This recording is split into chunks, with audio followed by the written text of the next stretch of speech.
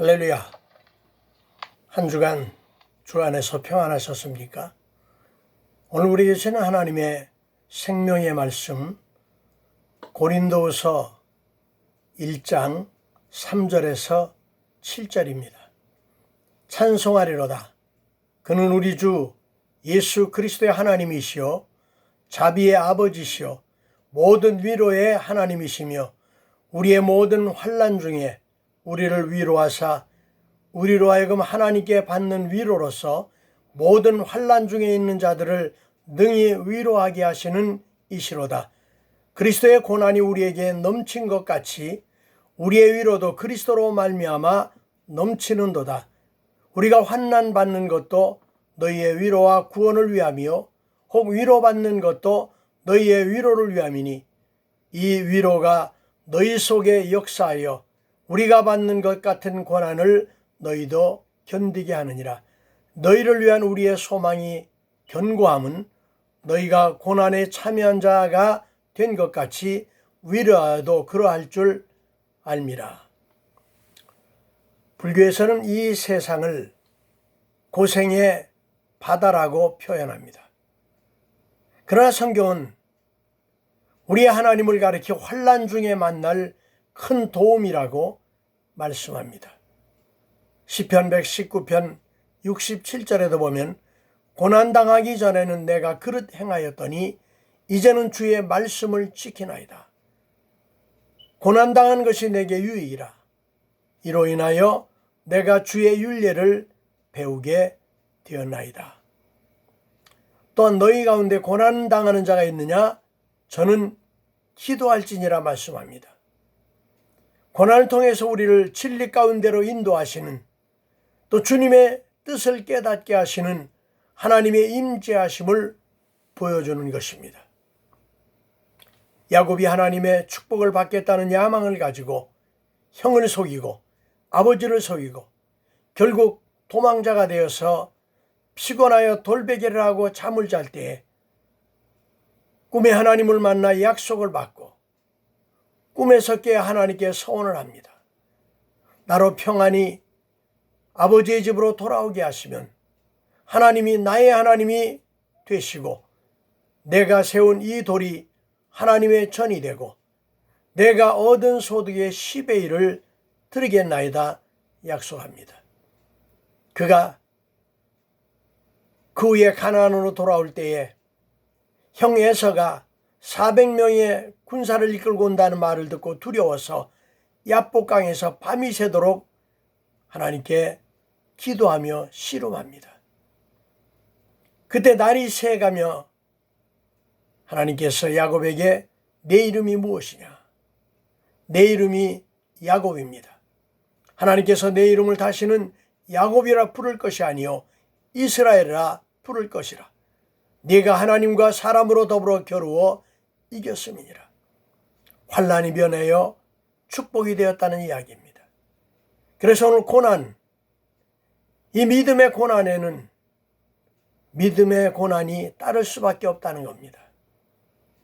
그러나 이 고난에는 의미가 있는 것입니다. 특히 믿는 자들의 고난에는 하나님의 섭리가 있는 것입니다. 로마서 8장 17절을 보면 자녀이면 또한 후사, 곧 하나님의 후사요 그리스도와 함께한 후사니 우리가 그와 함께 영광을 받기 위하여 고난도 함께 받아야 될 것이니라 말씀합니다. 우리 해병대 명찰이 빨간 바탕에 노란 글씨입니다. 노란색은 땀을, 빨간색은 피를 상징하며 훈련에서 땀을 많이 흘리면 전쟁에서 피를 적게 흘린다는 것을 말하면서 강한 훈련이 무적 해병을 만드는 것입니다. 하나님께서도 자기의 백성들을 고난을 통해서 훈련하시고 연단하셔서 강하고 담대한 신앙의 일꾼으로 세워 쓰시는 것입니다. 그렇기 때문에 성경은 잠시 받는 환난에 경한 것이 장차 나타날 영광과 좋게 비교할 수 없다고 말씀하셨습니다. 사도행전 18장 9절을 보면 고린도에 있을 때의 밤에 주께서 환상 가운데 바울에게 말씀하시되 두려워 말며 잠잠하지 말고 말하라. 내가 너와 함께 있음에 아무 사람도 너를 대적하여 해롭게 할 자가 없을 것이니 이는 이 성 중에 내 백성이 많음이라 하시더라. 이 말이 바울에게 얼마나 큰 힘이 되었을까요? 바울은 그 힘으로도 1년 6개월을 그곳에 머물며 담대하게 복음을 전하게 되었던 것입니다. 독일의 동화에 이런 이야기가 있습니다. 농부들이 농사를 짓는데 어떤 때는 가뭄 때문에 농사가 안 되고 어떤 때는 홍수가 나서 농사를 마치고 어떤 때는 태풍 때문에 어려움을 당하고 하기 때문에 농부들이 모여서 회의를 하고 대표자를 뽑아서 하나님께 찾아가 하소연을 하게 되었습니다. 이야기를 들은 하나님께서 그러면 어떻게 해주랴? 농부들이 우리가 원하는 대로만 해주세요. 비를 달라면 비를 주시고 햇빛을 달라면 햇빛을 주세요. 하나님께서 그래 알았다. 농부들이 봄에 씨를 뿌리고 하나님 비 좀 주세요. 그러면 하나님께서 비를 내려주시니까 이제 그만, 그리고 이제 햇볕 주세요. 그렇게 자기들이 원하는 대로 비와 햇빛을 원하게 되었더니 작물이 너무 잘 자라서 가을에 수확을 하게 되었는데 쭉정이만 있고 알곡이 없었던 거예요. 그래서 다시 하나님을 찾아가서 따졌습니다. 하나님, 어찌해서 곡식은 자랐는데 알곡은 안 주시고 쭉정이만 주셨습니까? 그때 하나님께서 내가 안 준 것이 아니라 너희가 한 가지를 구하지 아니하서 알갱이가 없는 것이라.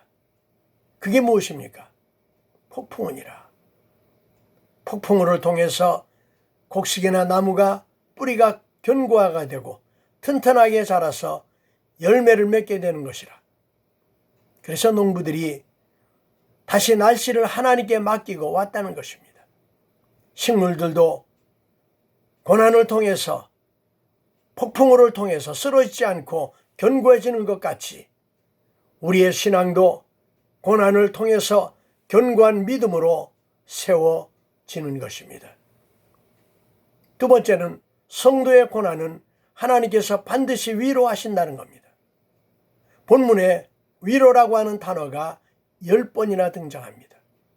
위로의 뜻은 성도를 강하게 함으로 시련을 정면에서 맞서서 이겨내도록 곁에서 힘을 돋운다는 성령, 즉 보혜사와 같은 맥락을 주고 있는 것입니다. 요한복음 14장 16절을 보면 내가 아버지께 구하겠으니 그가 또 다른 보혜사를 너희에게 주사 영원토록 너희와 함께 있게 하시리니 저는 진리의 영이라. 세상은 능히 저를 받지 못하나니 이는 저를 보지도 못하고 알지도 못함이라. 그러나 너희는 저를 아나니 저는 너희와 함께 거하시며 또 너희 속에 계시겠습니다. 내가 너희를 고아와 같이 버려두지 아니하고 너희에게 오리라.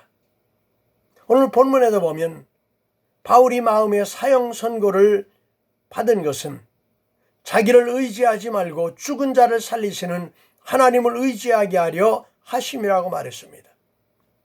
또한 10절에 그가 이같이 큰 사망에서 우리를 건지셨고 또 건지시리라.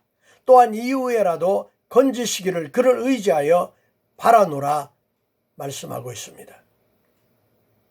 요한복음 16장 33절에도 보면 이것을 너희에게 이름은 너희로 내 안에서 평안을 누리게 하려 함이라. 세상에서는 너희가 환난을 당하나 담대하라.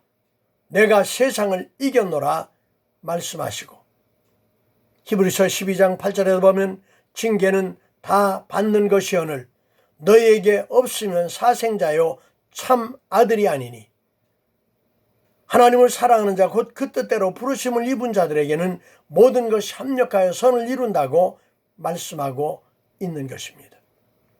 세 번째는 고난을 통한 위로는 위로의 사역을 감당하게 하라고 하시는 하나님의 말씀인 것입니다. 우리에게 고난을 주신 하나님은 고난당한 자를 위로하게 하시려는 하나님의 섭리가 있다는 것입니다. 어려운 일을 당해본 사람이 어려운 자를 도울 수 있고, 질병의 고통을 당해본 사람이 병든 자를 위하여 하나님께 기도함으로 하나님의 섭리와 은혜가 있다는 것을 알아야 한다는 것입니다. 어느 교회에 아이가 죽어서 목사님께서 찾아가서 위로를 해줬는데 그 어머니에게는 아무런 위로가 되지 않았다는 겁니다.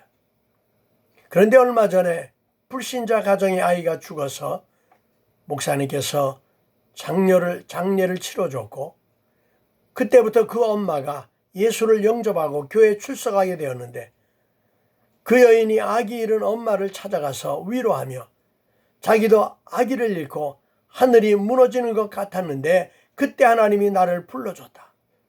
그리고 흑암의 고통에서 빛을 만났고 하나님께서 찢어진 마음의 상처를 치료해줬다는 간증을 할 때에 그 엄마가 큰 위로를 받게 되었다는 겁니다. 건강하고 부자고 성공한 사람이 다른 사람을 위로하는 것이 아닙니다. 고난당한 사람이 고난에 있는 자를 위로할 수 있고, 실패한 사람이 실패자를 위로할 수 있고, 병든 사람이 병든 자를 위로할 수 있는 것입니다. 우리 형편이 어렵고 건강이 나쁘고 사업이 힘들고 어려워도 위로하시는 하나님께 감사하며 기도하면 같은 처지에 있는 사람이 그 환경에서 감사하며 기도하는 모습을 통해 예수 믿는 사람들은 자기들과 뭔가 다른다는 것을 보고 그들이 용기를 얻고 주님을 찾아오게 되는 것입니다. 욥기를 보면 사단이 욥을 쓰리뜨리려고 재앙을 주고 질병을 주고 부인을 통하여 저주하라고 충동하고 친구들을 통해서 욥을 정죄하고 낙심하고 절망하게 해서 결국은 하나님을 욕하고 떠나게 만들려는 영적인 시험이 끊임없이 찾아옵니다. 그러나 욥은 흔들리지 않고 나의 가는 길을 오직 그가 아시나니 그가 나를 단련하신 후에는 내가 정금같이 나오리라 고백하며 하나님을 믿는 믿음에서 견고하게 서서 흔들리지 않고 주님 중심의 신앙으로 나아갈 때 폭풍 가운데서 욥에게 나타나 말씀하시는 하나님을 만나게 되었던 것입니다. 그래서 욥은 내가 죽게 대하여 귀로 듣기만 하였사옵더니 이제는 눈으로 주를 배웁나이다 라는 체험적인 신앙 고백을 하게 됩니다.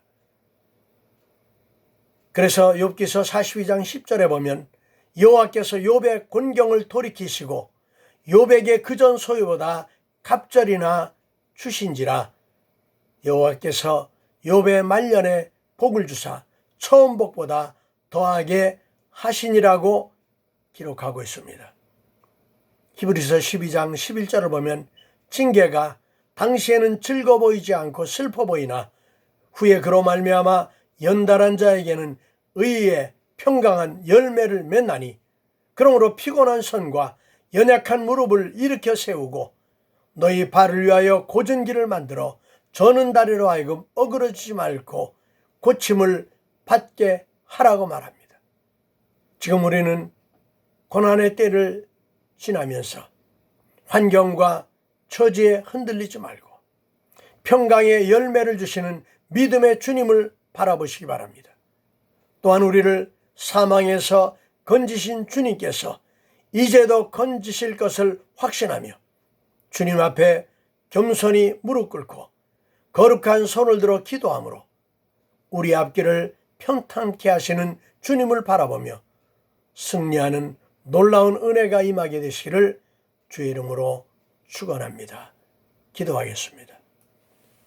아버지 하나님, 오늘도 우리를 위로하시되 우리 가운데 역사하시는 하나님의 성령으로 말미암아 우리를 위로하시고 환난이 변하여 하나님의 축복으로 어려움을 통해서 하나님의 임재하심을 체험하게 하심으로 그리스도 안에서 강하고 담대한 믿음의 역사를 이루게 하시고 고난을 통해서 주의 말씀을 지키고 고난을 통해서 주의 인류를 배우게 되는 유익한 신앙으로 인도하여 주시옵소서.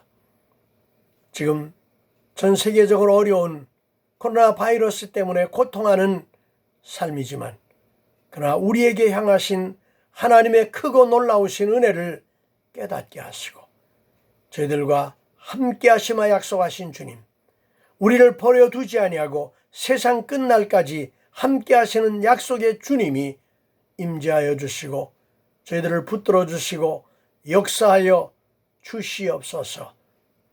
예수님의 거룩하신 이름으로 축복하며 기도하옵나이다. 아멘. 주님 안에서 가정의 평강과 하나님의 은혜와 축복이 넘치기를 주의 이름으로 축원합니다. 할렐루야. 감사합니다. 승리하시기 바랍니다.